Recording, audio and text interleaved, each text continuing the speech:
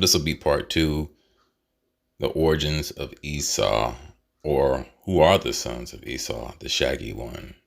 So now we're going to go to Genesis chapter 36, 6 through 12. And Esau took his wives and his sons and his daughters and all the persons of his house and his cattle and all his beasts and all his substance which he had got in the land of Canaan, and went into the country from the face of his brother Jacob. For their riches were more than that they might dwell together, in the land wherein they were strangers could not bear them because of their cattle. Thus dwelt Esau in Mount Seir. Esau is Edom. Okay. And these are the generations of Esau, the father of the Edomites in Mount Seir. These are the name of Esau's sons: Eliphaz, the son of Adah, the wife of Esau; Reuel, the son of Bashemah, the wife of Esau. So we're all aware of this picture. It is very prominent in Hollywood and, in modern society in general. But this is the depiction of the Baphomet, 1856, depiction of sabbatic goat. Now notice the name Eliphaz Levi. Could this person have known that they descend from Esau or the Edomites? But this sign right here, the arms bear the Latin words solve, dissolve, and coagula or coagulate. Now, where have we heard that before? La coagula.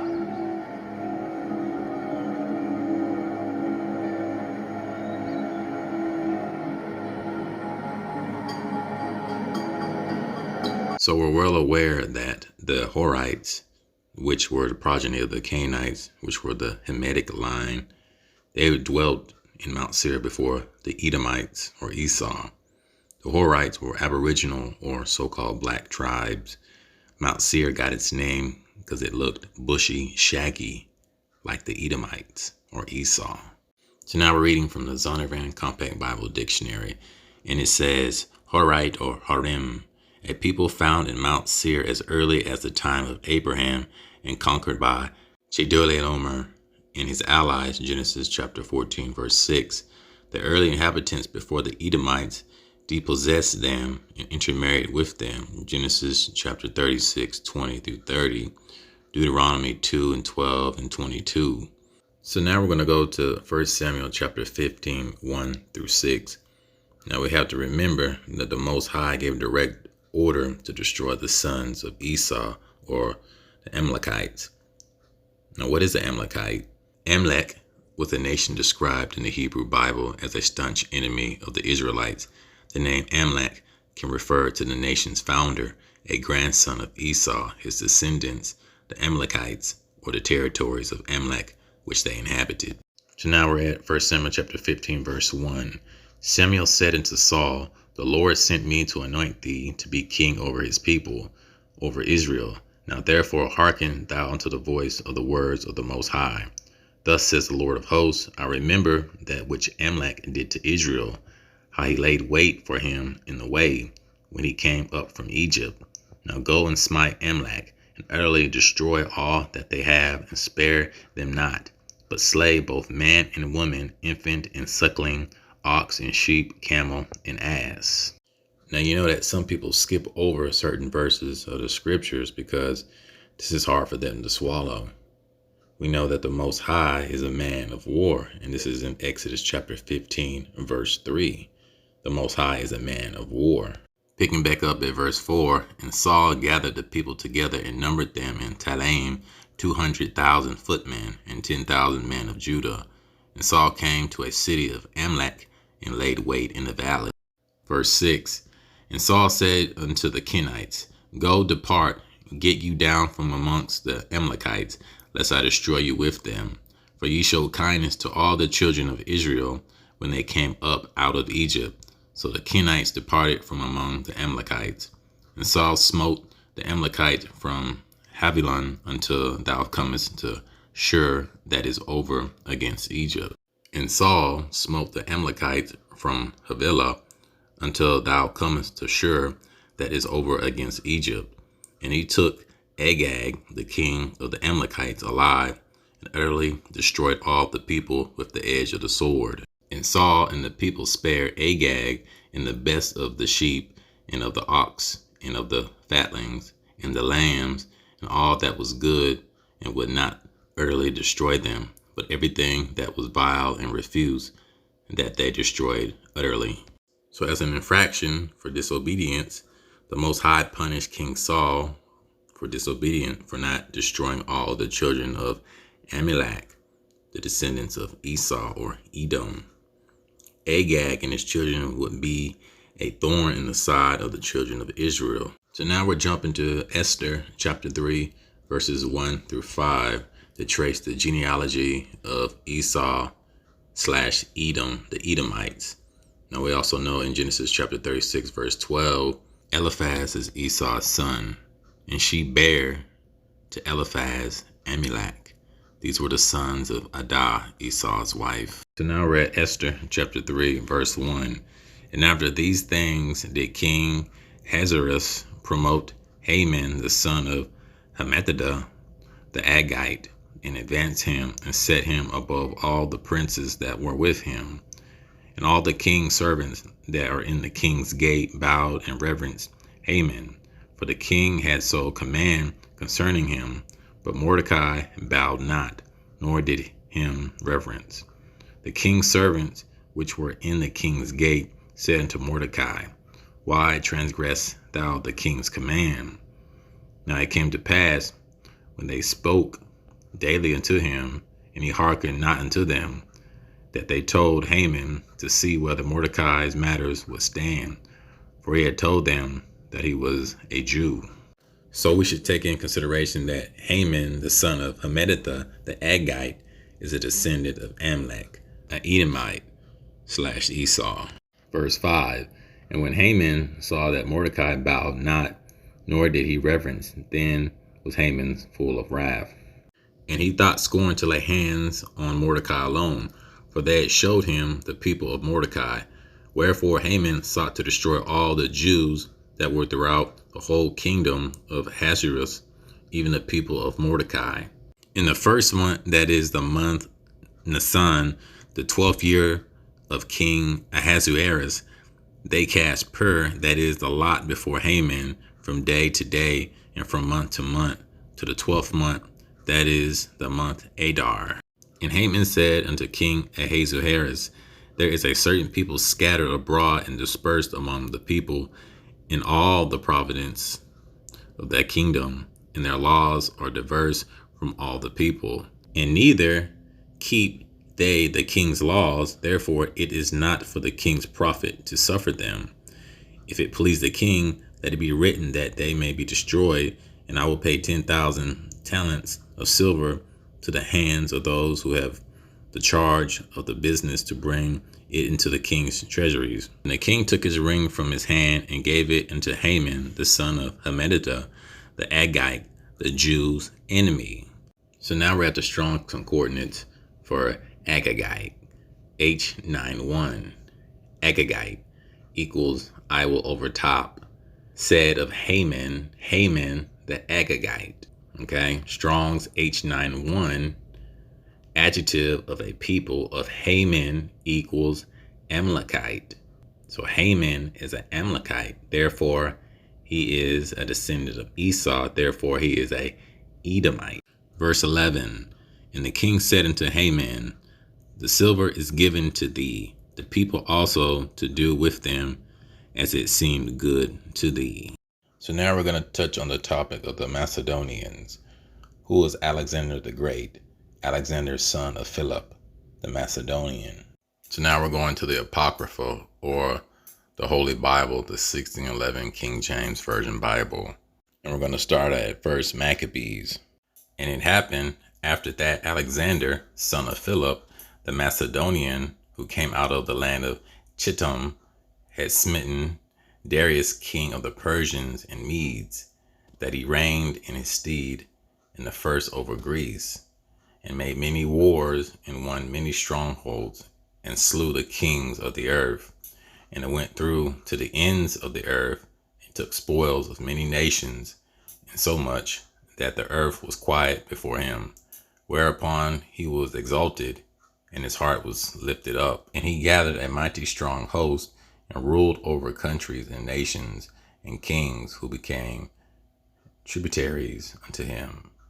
And after these things he fell sick and perceived that he should die. Wherefore he called his servants, such as were honorable and had been brought up with him from his youth, and parted his kingdom among them while he was yet alive. Verse 7. So Alexander reigned 12 years and then died, and his servants bare rule every one in his place. And after his death they all put crowns upon themselves.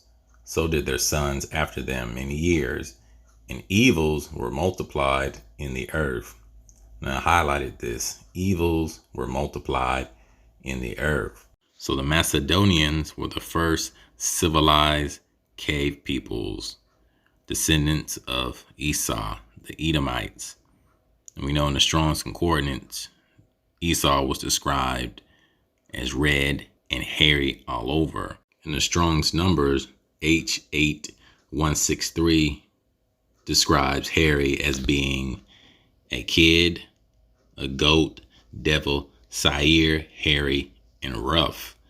These were the attributes of Esau. So we have to think about this for a second.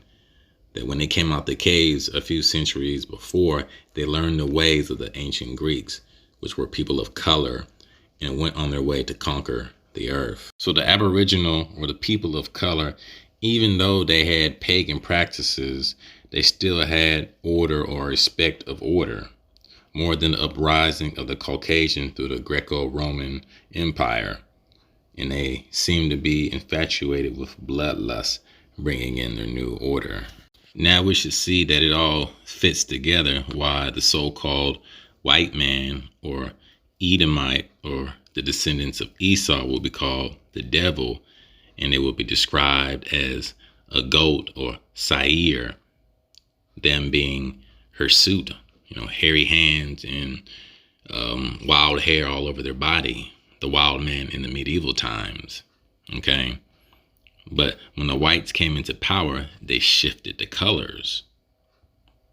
And the devil, white. Because you have to think about what they did with the Aboriginal women. A lot of the soldiers of Alexander the Great would intermarry or mix with the indigenous or Aboriginal women.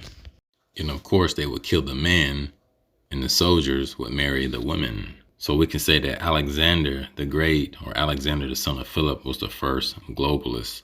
He promoted interracial unions at that time, but he also considered himself the son of Zeus. So when he visited Kemet or Egypt, he understood that the version of Zeus in Kemet was Amun, which is the ram's horns. He also thought himself to be the son of Amun, the hidden god. So now we're going to jump to Daniel 8:5. And as I was considering, behold, a he-goat came from the west on the face of the whole earth, and touched not the ground. And the goat had a notable horn between his eyes. Now, who is that he-goat? Is that a Edomite? Is that a descendant of Esau? Let's see. So now we're at the Strong's definition. Sapphire. From H6852, a male goat as prancing. He-goat, outline of biblical use. He-goat. Now we're going down to the Brown's Driver Briggs lexicon, Strong H6842. He-goat, absolute, Daniel 8:5-21, construct, Daniel 8:5, Daniel 8:8. All in vision, symbolic of Alexander. So we know that Alexander was the he-goat that came from the west, which means he was a Macedonian. And the Macedonians were Amalekites, aka Edomites, descendants of Esau. So now we're going to go to the book of Esther, chapter 16. Now they took this out of the Apocrypha, but it states that it was placed in the Greek after chapter 8:12 of the Hebrew. Now we know that the Bible gives you the biblical terms or nations for the people. So in Esther chapter 16, it gives you the biblical terminology for the sons of Esau, the Edomites. And it reads, the great king Artaxerxes unto the princes and governors of 127 provinces from India unto Ethiopia, and unto all our faithful subjects greetings. Many more often they are honored with the great bounty of the gracious princes, the more proud they are waxen, and endeavor to hurt not our subjects only, but not being able to bear abundance, do take in hand to practice also against those that do them good. And take not only thankfulness away from amongst men, but also lifted up the glorious words of lewd persons that were never good. They think to escape the justice of God, that seeth all things and hateth evil.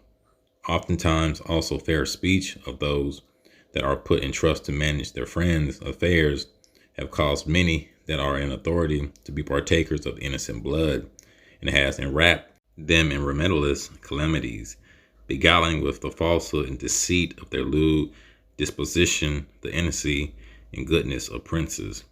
Now ye see this, as we have declared, not so much by ancient histories as ye may, if ye search what has been wickedly done of late through the pestilence behavior of them that are unworthy placed in authority. And we must take care for the time to come, that our kingdom may be quiet and peaceable for all men, both by changing our purposes and always judging things that are evident with more equal proceeding. For Haman, a Macedonian, the son of Hammedatha, being indeed a stranger from the Persian blood, and far distant from our goodness, and as a stranger received of us. So they're letting you know that Haman, the Macedonian, is an Amalekite, or Amalek descendant, or Edomite. So that brings us to the next question. Are the sons of Japheth, are they Caucasian? No. Truth is that Ham, Shem, and Japheth were all men of color. The sons of Japheth are not the Caucasians. We got to remember that Alexander sprang forward from Kittim or Chittim, a jump off from Cyprus or Greece, because he conquered that land. Alexander the Great was not indigenous or aboriginal to that land. Remember, Esau sold his birthright. The Edomites, they did not have any land mass. Okay? So therefore, Alexander the Great had to conquer it first. Okay? Because anything aboriginal denotes the people of color, swarthy, tawny, etc. So now we're going to look up Japheth's son, Madai, coordinates H4074. So right here we have outline of biblical use. Media or Medes or Madai equals middle land. A people descended from the son of Japheth who inhabited the territory of Media. B, the land inhabited by the descendants of Japheth, located northwest of Persia proper, southwest of the Caspian Sea, east of Armenia and Assyria, and west and northwest of the Great Salt Desert of Iram. Proper name of a people or territory: Medes, Media, Old Persian, Mada, Assyria, Madea. Number 1, people as son of Japheth, Genesis chapter 10, verse 2. Number 2, of land alone equals Media, 2 Kings chapter 17 and 6, 2 Kings 18 and 11. Now let's look at what the depictions of the people that are the sons of Japheth. Let's see what they look like. So right here we have a glazed brick wall relief of a Persian soldier in the palace of Artaxerxes II. Notice the brown, swarthy skin. Look at the beard texture, the broad nose, and the woolly hair. Definitely a man of color. So Artaxerxes, in the movie 300, the depiction of him is historically incorrect. We know in Hollywood that they have a thing called artistic license. So right here we have the picture of Artaxerxes. As we can see, He has the hat on, and we see the matted afro, the woolly textured hair, and the kinky woolly beard, and of course the broad nose and lips. And of course we have Darius the Great, who was a son or descendant of Japheth, not the Caucasian. And as we can see, the woolly beard, the woolly hair, and the crown or the hat on top. These were so-called black people or people of color. The Bible was a book, or is a book, about the Hebrews and the surrounding black civilizations around them in the ancient days. Anything ancient or aboriginal denotes the people of color. So now we're going to look up Japheth's other son, Javan, H3120. So it states, outline of biblical usage, Javan equals Ionia or Greece. A son of Japheth and grandson of Noah. B, Greece, Ionia, Ionians. Location of descendants of Javan. So now we're at the Strong's definition. Javan or Javan, probably from the same as H3196, effervescent, i.e. hot and active. Javan, the name of a son of Joktan, and of the race Ionians, i.e. Greeks, descended from him, with their territory also of a place in Arabia. And as we can see, there's nothing new under the sun. As we see on the left, we have the ancient Greek with the comb coils, and we have Nick Cannon, love don't cost a thing, same hairstyle. So without a shadow of a doubt, Ham, Shem, and Japheth were all men of color. In closing, we have to remember that our phenotypes are all over the earth. We are not just from Africa. I know the Caucasian has indoctrinated our people with that nonsense, but a large majority of the so-called blacks in the Americas or the captivities, the black aboriginals, the black Europeans, and the West African Judeans, were all intertwined, and we have to remember that. Peace and shalom. To learn off the past and from the future. Sir, you wanted to say? Sir. Yes, sir. I'd like to see us lay to rest this whole notion of anti-Semitism. The one thing that is an incorrect statement, because the whole idea of a Semites were people who lived in southwestern Asia, including northeast Africa and the Arabian Peninsula, who spoke Ugaritic, who spoke Ge'ez, who spoke Ethiopic, spoke Hebrew, who spoke Arabic. Those are our people. We are a Semitic people. Therefore, we cannot be anti-Semitic. Ashkenazic Jews are calling us anti-Semitic. We cannot be anti-Semitic because we are the descendants of a Semitic people. Let's lay that to rest. That was a weapon in the hands of the Jews since 1870. They used it against other people, but it doesn't work against people in Northeast Africa. Thank you. Sir, I get it.